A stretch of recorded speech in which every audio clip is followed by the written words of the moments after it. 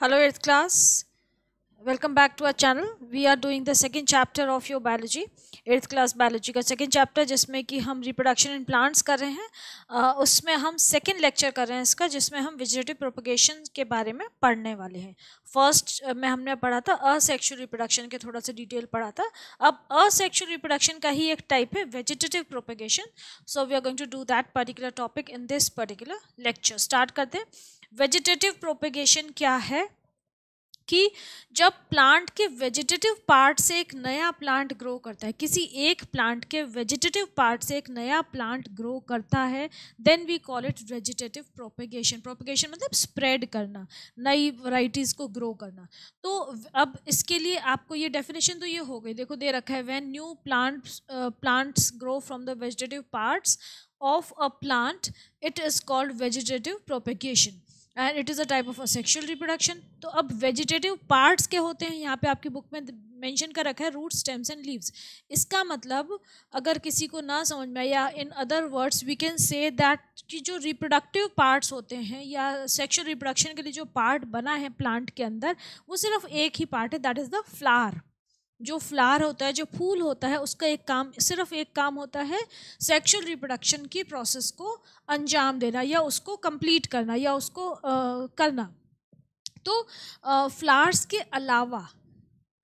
के अलावा अगर प्लांट के किसी भी और पार्ट से नया प्लांट बनता है, then that is a type of asexual reproduction. और इसमें से अगर उसमें जैसे कि यहाँ पे दे रखा है कि रूट्स, लीव्स या स्टेम्स में से कोई भी ऐसी आउटग्रोथ निकलती है जो कि एक नए प्लांट को डेवलप करने में केपेबल है, then that is known as vegetative propagation. Okay, तो ये भी असेक्सुअल रिप्रोडक्शन का टाइप है. और जिस पार्ट से ये प्रोपेगेशन होता है, मतलब जिस प्लांट के जिस पार्ट को हम रिमूव करके उसको कहीं प्लांट कर दें तो उससे नया प्लांट ग्रो कर जाएगा, उस पार्ट को हम बोलते हैं प्रोपेग्यूल.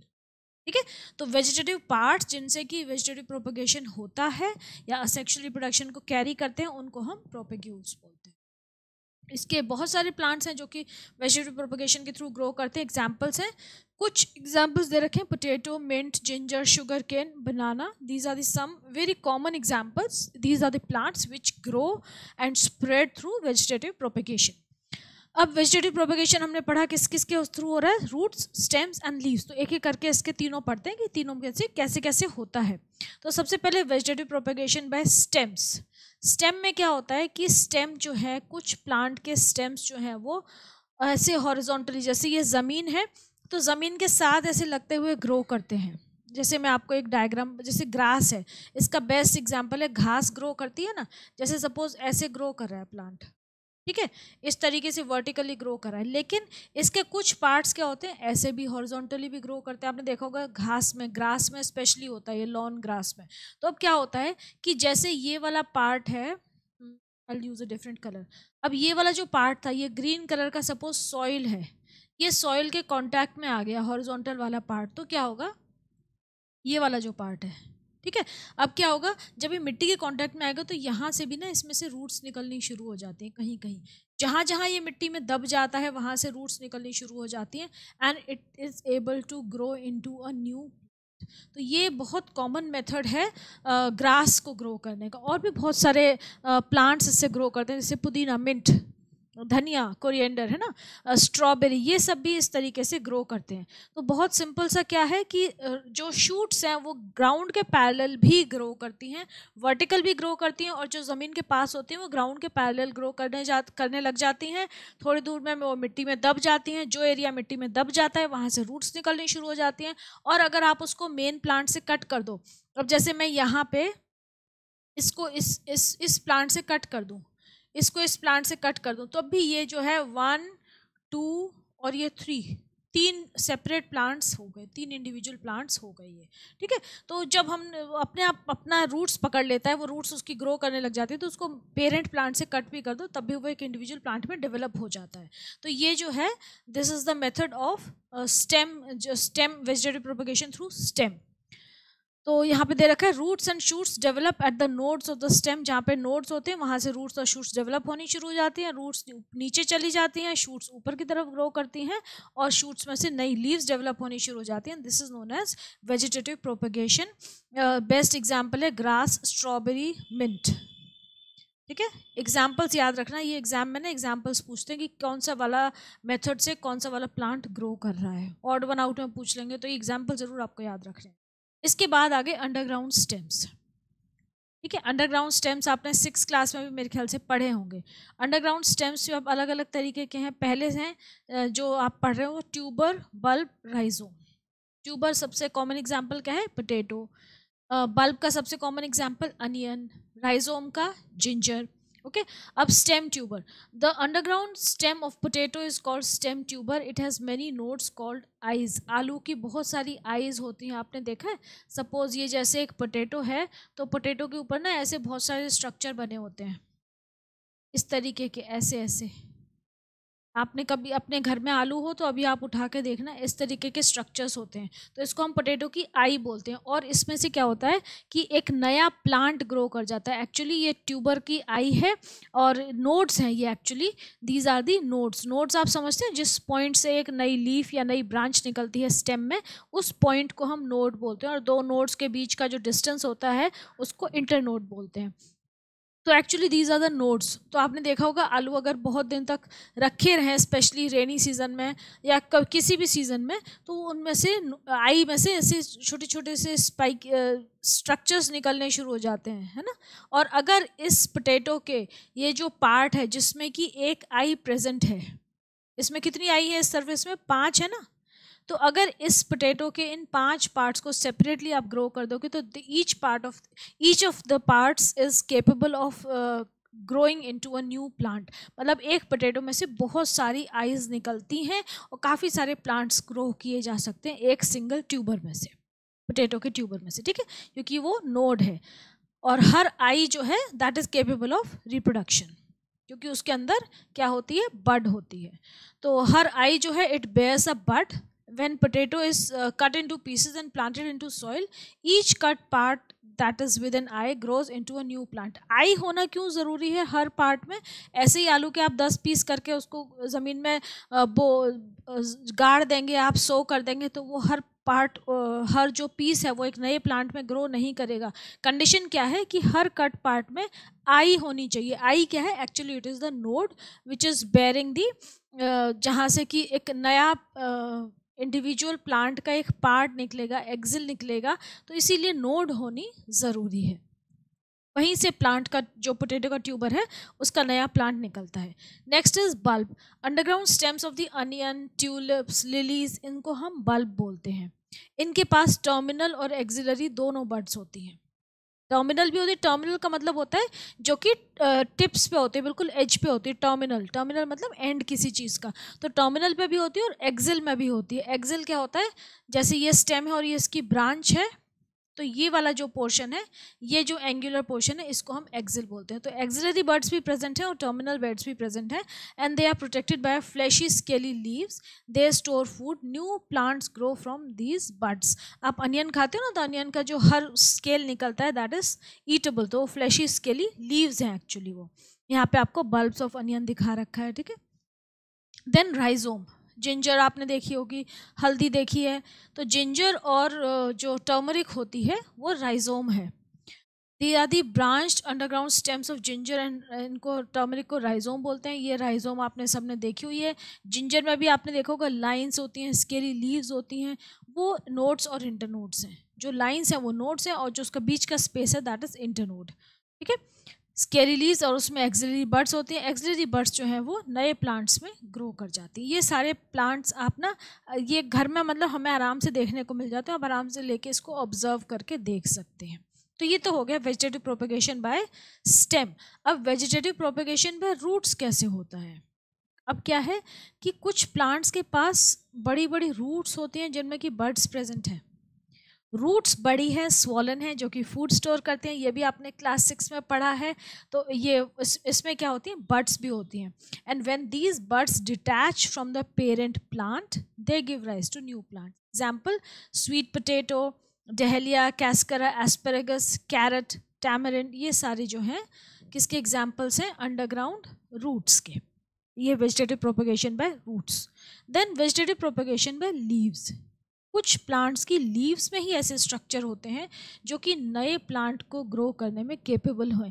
प्लांट्स की ना जो लीव्स हैं उनकी एजेस पे बर्ड्स ग्रो करती हैं, एडवेंटिशियस बर्ड्स ग्रो करती हैं। सबसे कॉमन है ब्रायोफाइलम, ब्रायोफाइलम एंड बिगोनिया। इनकी देखो ये दिख रहा है, ये प्लांट है, ब्रायोफाइलम का प्लांट है। इसकी ये जो लीव्स हैं, यू कैन क्लियरली सी कि ये जो लीव्स है इसकी एजेस पे और कितनी सारी बर्ड्स हैं, है ना। लीव्स भी ग्रो कर रही हैं और लीव्स के एजेस पे बर्ड्स भी ग्रो कर रही हैं। तो आप इन मार्जिन को कट करके कहीं भी सॉइल में प्लांट कर दीजिए, वहाँ पे एक नया प्लांट ग्रो कर जाएगा। तो इसीलिए हम ये कह रहे हैं कि ये प्रोपेगेशन बाय लीव्स हो गया, क्योंकि लीव्स से वो शेड होंगे और नए प्लांट में ग्रो कर जाएंगी। When these leaves of birds get detached from the parent plant and fall in the moist soil, the buds grow into new plants. Example ध्यान रखिएगा, बिगोनिया, ब्रायोफाइलम। आर्टिफिशियल, इसके बाद है, ये तो नेचुरल मेथड से, अब है artificial methods of vegetative propagation. ये कटिंग, लेयरिंग, ग्राफ्टिंग, ये भी आप छोटी क्लास में पढ़ चुके हैं, ठीक है। ये क्या है?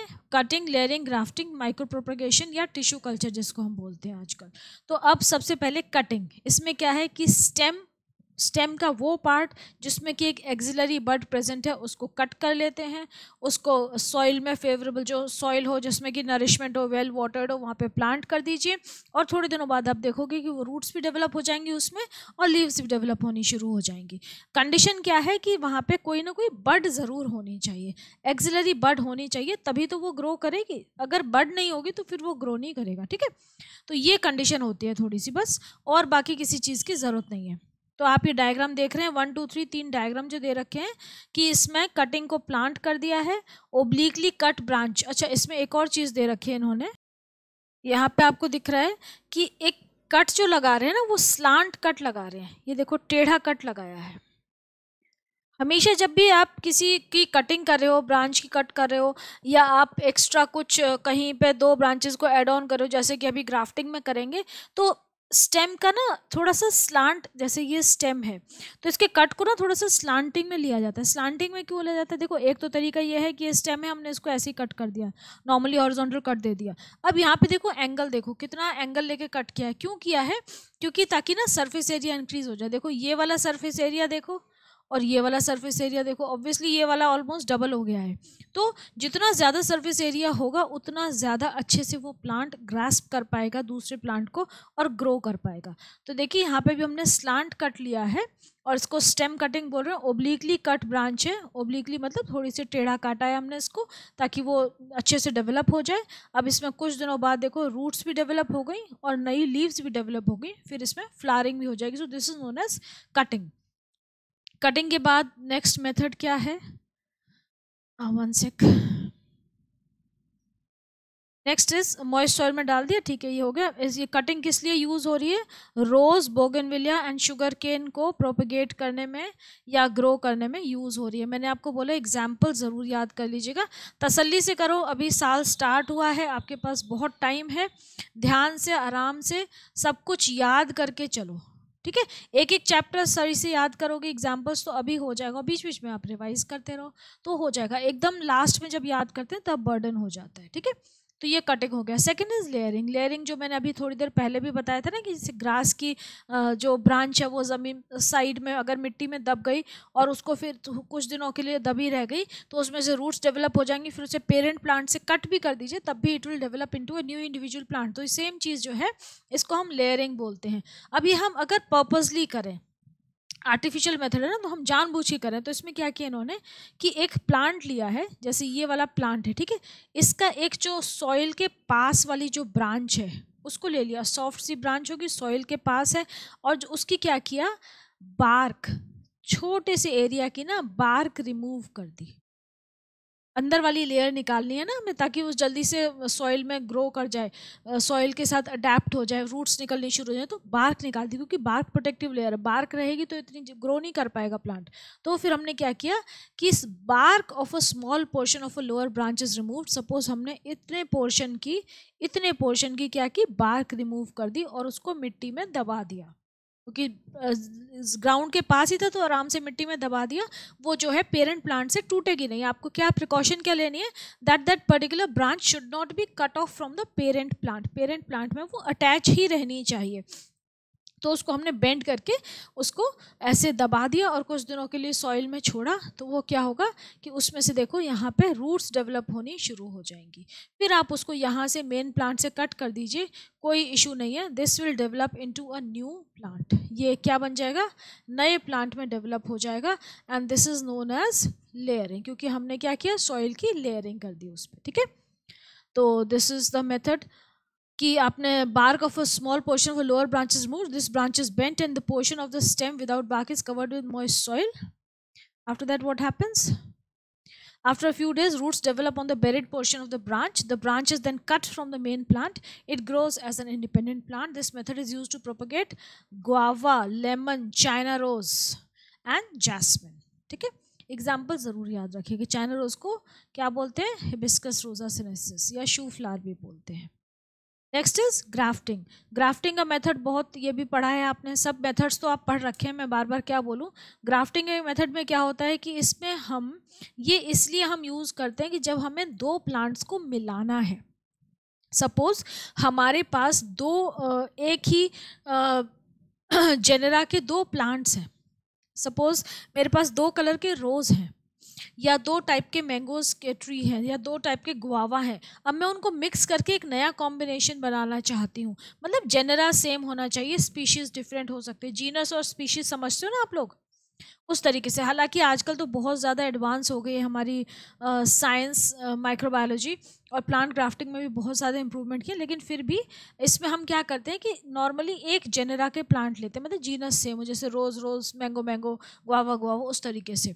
तो हमने क्या किया कि एक प्लांट का हम लेते हैं बॉटम पार्ट, रूट पार्ट, और एक प्लांट का लेते हैं ऊपर वाला पार्ट, स्टेम वाला पार्ट, जिसमें कि फ्लावरिंग होती है। तो जो नीचे वाला पार्ट लेते हैं उसको हम बोलते हैं सियोन, जो नीचे वाला पार्ट ले रहे हैं उसको बोलते हैं, सॉरी, रूटेड वाले पार्ट को बोलते हैं स्टॉक और ऊपर वाले पार्ट को बोलते हैं सियोन। जिसमें रूट है उसको बोलते हैं स्टॉक, ठीक है, और जिसमें रूट नहीं है, जो कि ऊपर वाला पार्ट है, उसको हम बोलते हैं सियोन। तो इन दोनों को हम पहले तो सिलेक्ट कर लेते हैं कि किसका सियोन लेना है, किसका स्टॉक लेना है। अब देखो स्टॉक किसका लोगे आप, क्योंकि वो रूटेड पार्ट है, तो हमें ऐसा प्लांट लेना है जिसका कि रूट सिस्टम बहुत वेल डेवलप्ड हो, जो कि अच्छे से सॉइल में डीप चला जाए, कम पानी में बहुत जल्दी ग्रो कर जाए, स्प्रेड कर जाए, सॉइल को अच्छे से होल्ड कर दे, प्लांट को बहुत अच्छे से सपोर्ट करे। तो ऐसे प्लांट का हमने क्या ले लिया, स्टॉक ले लिया। सियोन किस प्लांट का लेंगे, जिसकी कि फ्लावरिंग बहुत अच्छी हो, बहुत जल्दी फ्लावरिंग होती हो, या फ्रूटिंग बहुत जल्दी होती हो, फ्रूट्स अच्छे आते हो, हेल्दी फ्लावर्स हो, हेल्दी फ्रूट्स हो, उस वाले प्लांट का हम लेंगे सियोन, और इन दोनों को आपस में कंबाइन करके ग्राफ्टिंग करेंगे। ठीक है, अब ये करते कैसे हैं ग्राफ्टिंग, आपने सुना पढ़ा है कि जो सेंटर में जो एक टिश्यू होता है, कैम्बियम बोलते हैं, जो कि सेकेंडरी ग्रोथ में हेल्प करता है, सेल्स को बहुत जल्दी इंक्रीज करता है, तो वो कैम्बियम वाला पार्ट जो है वो दोनों का ज्वाइन हो जाना चाहिए, किसका, स्टॉक का और सियोन का। स्टॉक कौन सा है, रूट वाला पार्ट, सियोन कौन सा है, शूट वाला पार्ट। तो it is done in such a way that the cambium of both the stems come in contact with each other. Cambium plant tissue वो होता है सेंटर में होता है और एक्टिवली डिवाइडिंग सेल से बना होता है। जो एक्टिवली डिवाइडिंग मेरिस्टेम है वो कैम्बियम होता है, बहुत जल्दी ग्रो करते हैं सेल्स। तो यहाँ भी आपको क्या करना है, ओब्लिक कट लेना है, मतलब ऐसा वाला कट लेना है, स्टॉक का भी, ये स्टॉक का भी ओब्लिक कट और सियोन का भी ओब्लिक कट, और इन दोनों को फिर एक के ऊपर एक रख के क्या करना है, टाई कर देना है चारों ओर। मॉस लपेट दीजिए, कपड़ा लपेट दीजिए, कुछ ऐसा टाइट कुछ लपेट दीजिए, और ऐसे रखना है बिल्कुल टाइट। उसके बाद मॉस लपेटने के बाद उसके ऊपर पॉलीथीन शीट से कवर कर दो। तो पॉलीथीन शीट से कवर करने के दो फायदे होंगे, एक तो जो मॉस जो आपने लपेटी है, ये जो कपड़ा लपेटा है गीला वेट क्लॉथ, उसका मॉइस्चर रिटेन रहेगा, वो सूखेगा नहीं, तो प्लांट को मॉइस्चर मिलता रहेगा। दूसरी चीज़, जो बैक्टीरियल इन्फेक्शन है या जो बाहर का एनवायरमेंटल इन्फेक्शन है वो वहाँ पे प्लांट में प्लांट से दूर रहेगा, प्लांट के इनर सॉफ्ट पार्ट्स तक नहीं पहुँच पाएगा। तो प्लांट का जो स्टॉक है और जो सियोन है वो आराम से कंबाइन करके, मतलब कैम्बियम दोनों को कंबाइन करके बहुत अच्छे से नया प्लांट ग्रो कर जाएगा। ठीक है, जैसे हमारी चोट लग गई तो हम कवर करते हैं ना, जैसे टिश्यू ग्राफ्टिंग होती है, ऐसे ही ये है। तो दीज आर बाउंड टाइटली। तो क्या किया इन्होंने कि एक का सियोन लिया, scion is the upper portion, flowering portion, stock is the lower portion with roots. एक का स्टॉक लिया, एक का सियोन लिया, दोनों के कैम्बियम्स को अच्छे से ज्वाइन करके टाई कर दिया with a piece of cloth and covered with a polythene sheet to avoid infection and the loss of water from the cut surfaces of the plant। अब कुछ दिनों तक ऐसे उसको अनडिस्टर्ब छोड़ दीजिए, रूट्स में पानी देते रहिए, नो इश्यूज। तो उसमें के बाद क्या होगा कि नए सेल्स डेवलप हो जाएंगे उनके कैम्बियम से और वो दोनों आपस में ज्वाइन हो जाएंगे and then you can remove that polythene sheet and cloth because they join the scion and the stalk together. This method is used to develop new and better varieties of plants. We graft a high yielding variety over a disease resisting variety. मतलब हम क्या क्या choose कर सकते हैं कि कोई ऐसी वैरायटी चूज़ करें जो कि बहुत अच्छी फ्रूटिंग, जैसे मैंने आपको बोला कि हाई यील्ड दे रही है, फ्रूट्स बहुत अच्छे आ रहे हैं, फ्लावर्स भी बहुत अच्छे आ रहे हैं। एक है डिजीज़ रेजिस्टेंस है कि जिसको बीमारी नहीं होती है, बहुत सारी बीमारियों से बची रहती है ना, जैसे हम लोग होते हैं ना, हम we are resistant to some of us are have very good resistance to diseases, हमारी इम्यूनिटी बहुत स्ट्रॉन्ग होती है, ऐसे प्लांट्स में भी होता है। तो इस तरीके की वैरायटीज़ चूज़ करके उनको कंबाइन करके then we get a very new healthy plant. This method is used to propagate mango, apple, peach, pear, lemon, rose। बहुत सारे ऐसे हमने फ्रूट्स और फ्लावर्स इसके थ्रू डेवलप किए हैं। रोज़ तो आज की डेट में रोज़ ऑलमोस्ट हर कलर में, हर शेड में अवेलेबल है, पहले नहीं होता था। तो इन्हीं मेथड से डेवलप किए गए हैं ये ग्राफ्टिंग का आपको फिगर दे रखी है। नीचे वाला आप देखो स्टॉक है, स्लैंटिंग कट है ना, और दूसरा ऊपर वाला जो है सियोन है। इन दोनों को ज्वाइन करके टाई कर दिया है और पॉलिथीन शीट रैप कर दी है। तो this is grafting. Now another is micro propagation. अभी जो माइक्रो प्रोपेगेशन है ये क्या है? It is a type of artificial vegetable propagation of plants. It is done by tissue culture method. अब टिश्यू कल्चर मेथड क्या है? अभी एक आप नई चीज़ें पढ़ रहे हैं, नई चीज़ पढ़ रहे हैं, टिश्यू कल्चर टेक्निक या टिश्यू कल्चर मेथड। इसमें क्या है कि एक छोटा सा टिश्यू लेते हैं, बर्ड, शूट या किसी भी पार्ट का, जो भी हेल्दी प्लांट है हमारा, उसके किसी भी टिश्यू का किसी भी पार्ट का एक छोटा सा टिश्यू ले लेते हैं और उस चीज़ को हम बोलते हैं एक्सप्लांट। इसको पहले हम केमिकल से ट्रीट करते हैं, मतलब इसको क्या करते हैं कि स्टेरिलाइज करते हैं एक तरीके से, ताकि इसमें माइक्रोब्स की ग्रोथ ना हो पाए। ठीक है, स्टेरिलाइज कर दिया इसको केमिकल से ट्रीट करके। फिर इसको क्या करते हैं कि इसको हम एक पर्टिकुलर ऐसे एनवायरनमेंट में ग्रो करते हैं जहाँ पे कि कोई इन्फेक्शन ना हो। Lab environment, in vitro growth कहते हैं हम जिसको लैब में, और पर्टिकुलर न्यूट्रिएंट्स देते हैं उसको। जो हमने अपना टिश्यू रखा था उसको क्या करते हैं, एक तो उसको ऐसे मीडियम में ग्रो किए जहाँ पे कोई इन्फेक्शन नहीं है, कोई एंटीसेप्टिक मीडियम, जहाँ पे कोई भी इसको एक वर्ड बोलते हैं, मुझे ध्यान नहीं आ रहा, बिल्कुल ऐसा एनवायरनमेंट देते हैं जहाँ पे कोई इन्फेक्शन ना हो। ठीक है, और फिर उसको हम पर्टिकुलर न्यूट्रिएंट सप्लाई करते हैं ताकि वो ग्रो कर जाए। तो ये जो सेल्स हैं, ये जो टिश्यू के हमने जो सेल्स लिए थे, अब ये डिवाइड करना शुरू करते हैं फेवरेबल मीडियम में, और they develop into a mass of undifferentiated cells. कुछ डेवलप हो जाते हैं, कुछ सेल्स बन जाते हैं, और अभी वो डिफरेंशिएट नहीं हुआ, मतलब सिर्फ सेल्स की ग्रोथ हो रही है, एक टिश्यू बनता जा रहा है, और वो जो टिश्यू है उसको हम बोलते हैं कैलस। कैलस ध्यान रखिएगा, कैलस के बारे में आपसे पूछ सकते हैं। तो कैलस क्या है? Callus is a mass of undifferentiated cells. मतलब यहाँ पे अभी जो सेल्स हैं वो सिर्फ डिवाइड होके एक लंप बन गया है, सेल्स का डिफरेंशिएशन नहीं हुआ है कि कौन सा सेल जो है वो रूट्स बनाएगा, कौन सा स्टेम बनाएगा, कौन से ब्रांचेस बनाएगा, लीव्स बनेंगी, ये सब कुछ डिफरेंशिएट नहीं हुआ है। तो अनडिफरेंशिएटेड मास ऑफ सेल्स को कैलस बोलते हैं। अब इसमें क्या होगा कि ग्रोथ होने लगी तो कुछ ग्रोथ रेगुलेटर्स, मतलब प्लांट हार्मोन्स ऐड कर देते हैं ताकि वो ग्रोथ और अच्छी हो जाए। अब इसके बाद फिर वो कैलस जो है उसमें डिफरेंशिएशन होता है and it develops and it grows and differentiates into roots and shoots. फिर एक छोटा सा प्लांटलेट बन जाता है, और इस प्लांटलेट को, जो छोटा सा बेबी प्लांट है, उसको फिर सॉइल में प्लांट कर दिया जाता है और फिर वो वहाँ पे ग्रो करता है। ये देखो एग्जाम्पल है ऑर्किड्स, क्रिसैंथेमम एंड एस्पैरागस, ये इस मेथड से ग्रो करते हैं। ओके, आगे देखते हैं एडवांटेजेस क्या है टिश्यू कल्चर की। ये जो टिश्यू कल्चर हमने किया ये एक्चुअली बहुत एक्सपेंसिव प्लांट्स के लिए करते हैं जिनमें कि हम पैसा खर्च कर सकते हैं। तो इसकी एडवांटेज क्या है? एक तो it produces superior quality plants. Plants की जो प्रोडक्शन है बहुत अच्छी क्वालिटी के प्लांट्स प्रोड्यूस होते हैं. देन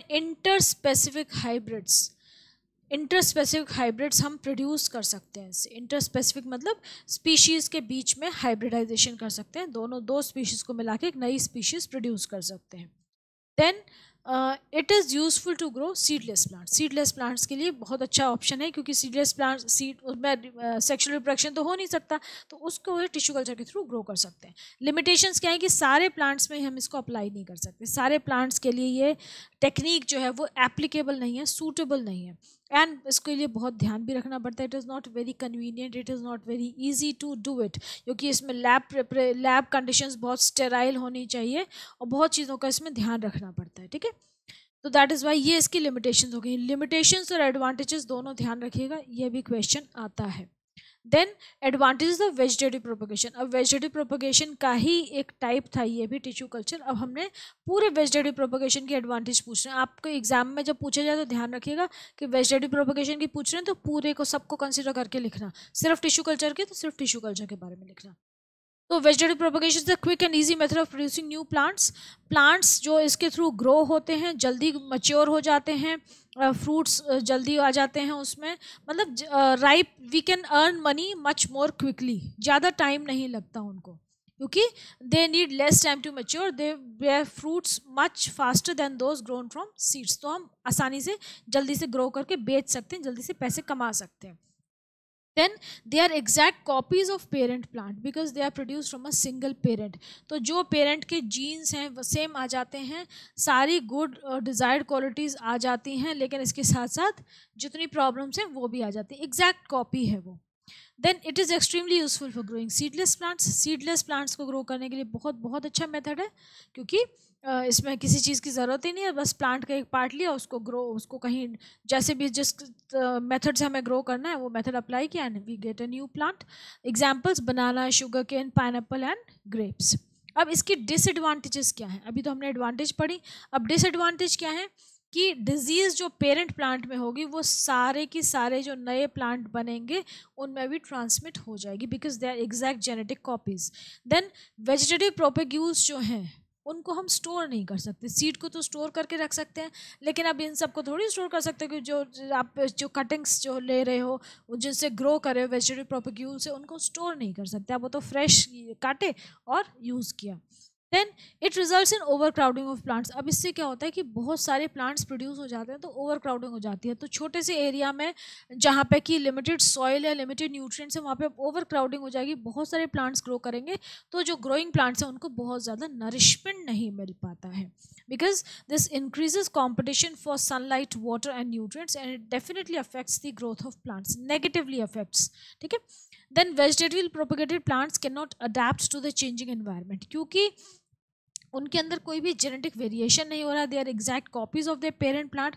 तो उनकी जो अडेप्टिव एबिलिटी है वो थोड़ी सी बहुत ज़्यादा कंड्यूसिव नहीं होती है नए एनवायरनमेंट के लिए, क्योंकि जब सेक्सुअल रिप्रोडक्शन होता है ना, सेक्सुअल रिप्रोडक्शन का एक बहुत बड़ा फ़ायदा ये होता है कि उसमें म्यूटेशंस होती हैं, उसमें चेंजेस होते हैं, जेनेटिक चेंजेस आते हैं जेनेटिक मेकअप में. जो चाइल्ड है या जो प्रोजेनी है या जो नया प्लांट बन रहा है या जो नया एनिमल बन रहा है, नया बेबी बन रहा है, उसमें जेनेटिक्स में उसके म्यूटेशन आती हैं, चेंजेस होते हैं, डीएनए चेंज होता है, दो पेरेंट्स को कंबाइन करके नया जो कॉम्बिनेशन बनता है. उसके अलावा और भी कुछ चेंजेस होते हैं उसमें, तो उसमें अडेप्टेशंस आती जाती हैं. That is more conducive to the changing environment, जो नया एनवायरनमेंट जो चेंज होता रहता है. तो वेजिटेटिव प्रोपेगेटिव प्लांट्स अडेप्ट नहीं कर पाते क्योंकि वो एज सच अपने पेरेंट्स की कॉपी होते हैं. इकोनॉमिक इंपॉर्टेंस क्या है आर्टिफिशियल प्रोपेगेशन की? इकोनॉमिक इंपॉर्टेंस तो बहुत है, क्योंकि it helps to produce plants with desired qualities. जैसे प्लांट चाहिए वैसे हम प्रोड्यूस कर सकते हैं, जैसा फ्रूट चाहिए, जिस कलर का फ्लावर चाहिए, सब कुछ हम प्रोड्यूस कर सकते हैं. देन ऐसे भी कर सकते हैं कि ऐसे सीड्स, ऐसे प्लांट्स हम ग्रो कर सकते हैं इस प्रोसेस के थ्रू जिनके की सीड्स जो हैं वो पूरे साल डॉर्मेंट रहते हैं, मे बी 1 साल बाद ग्रो करते हैं. तो डॉर्मेंट सीड्स वाले प्लांट्स को भी हम इसके थ्रू ग्रो कर सकते हैं. देन बहुत सारे प्लांट्स, एक तो हो गया कि क्वालिटी हमें मिल गई, मन चाही क्वांटिटी भी मिल गई, तो हमारी मनपसंद डिज़ायर्ड क्वालिटी मिल गई, डिज़ायर्ड क्वांटिटी मिल गई. सीडलेस प्लांट्स ग्रो कर लिया, जिनके डॉर्मेंट सीड्स हैं उनको ग्रो कर लिया. तो ये सब इसके इकोनॉमिक यूजेस हैं आर्टिफिशियल प्रोपेगेशन के. Okay, now we come on to the exercise करते हैं अब. First is match the following करें हम. फर्स्ट वाला जो क्वेश्चन है, स्टेम ट्यूबर, कॉलम ए में दे रखा है स्टेम ट्यूबर से क्या ग्रो करता है? पोटैटो. नेक्स्ट इज बल्ब होता है अनियन एंड ट्यूलिप का. Then rhizome is ginger and turmeric. Then you have stem cutting से क्या ग्रो करता है? स्टेम से grass and strawberry. Okay. Then roots से कौन सा वाला प्लांट ग्रो करता है? रूट्स से ग्रो करता है sweet potato and dahlia. Then last is leaf से ग्रो करते हैं bryophyllum and begonia. Okay. Now next is tick the correct option. Which of the following is not a vegetative propagule? Vegetative propagule कौन सा नहीं है? Stem है, root है, leaf है. Bark is not a vegetative propagule, तो bark is the correct option. Which of the following is not a method of artificial vegetative propagation? Cutting, layering, grafting तीनों हैं. हार्वेस्टिंग नहीं है. हार्वेस्टिंग तो जो हम अपनी क्रॉप्स को कट करते हैं उसको बोलते हैं. Which of the following grows through stem cutting? Stem cutting से कौन सा ग्रो करता है? मैंगो, बोगनविलिया, पाइनएप्पल या ऑल ऑफ दीज?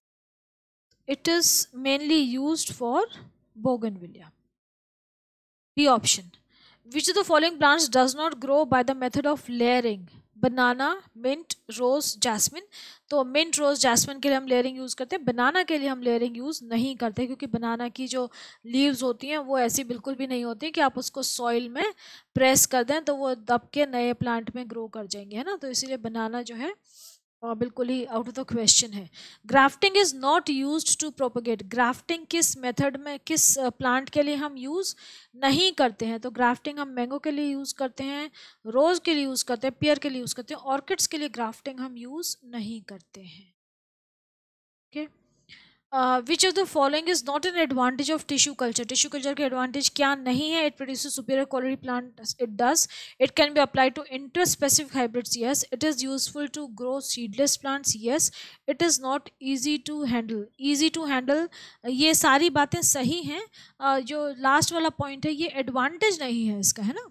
तो इसीलिए ये जो ऑप्शन है डी जो है, it is a disadvantage of tissue culture since it requires very careful handling and lab में स्टेराइल कंडीशंस चाहिए होती हैं. So it is not easy to handle. So this is not an advantage. Which of the following is not an advantage of vegetative propagation? It is quick and easy method. ठीक है. All the good and desired qualities of the parent plant are present in the new plants. ये भी ठीक है. It is useful for growing seedless plants. ये भी ठीक है. Vegetative propagules can not be stored. ये बात सही है. And this is not an advantage, this is a disadvantage. तो जो डी वाला ऑप्शन है यहाँ पे दोनों में ही डी ऑप्शन करेक्ट है. So we finish up with this particular lecture. Next में हम सेक्सुअल रिप्रोडक्शन स्टार्ट करेंगे फ्लावर्स में. Okay, take care.